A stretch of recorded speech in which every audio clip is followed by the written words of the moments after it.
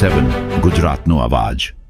નમસ્કાર દર્શક મિત્રો, i7 ન્યૂઝ ગુજરાતીની સાથે હું છું આપની સાથે પાયલ બામભણિયા। તો જોઈએ આજના મહત્વના સમાચાર। ઝાલોદ તાલુકાના ઘટક 1ના આંગણવાડી નાના ભૂલકાઓની પોષણક્ષમ અંતર્ગત આરોગ્ય તપાસ કરવામાં આવી। દાહોદ જિલ્લા વિકાસ અધિકારી શ્રી સ્મિત લોઢા અને જિલ્લા પ્રોગ્રામ ઓફિસર ઈરાબેન ચૌહાણના માર્ગદર્શન હેઠળ આજરોજ સીડીપીઓ શ્રી નીલુબેન દ્વારા ઝાલોદ તાલુકાના ઘટક 1ના ઘણા લાંબા સમયથી વજન ઊંચાઈમાં ફેરફાર થતા ના હોવાને કારણે પોષણક્ષમ અંતર્ગત બાળરોગ નિષ્ણાત પાસેથી 10 બાળકોની આરોગ્ય તપાસ કરવામાં આવી હતી। અતિ કુપોષિત બાળકોનું પીડિયાટ્રિશિયન ડોક્ટર પાસે બાળકોની તપાસ કરવામાં આવી।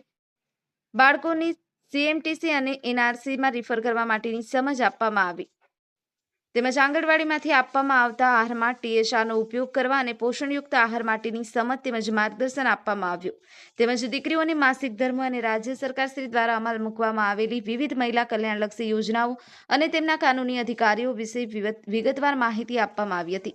હાજર રહેલી માતા કિશોરીઓનું હેલ્થ ચેકઅપ કરવામાં આવ્યું। ત્યારબાદ તેમને પોષણક્ષમ આહાર તથા વ્યક્તિગત સ્વચ્છતા જાળવવા અંગે માર્ગદર્શન પૂરું પાડવામાં આવ્યું। Bureau chief Kalubhai Damor, i7 news Gujarati, Dahod.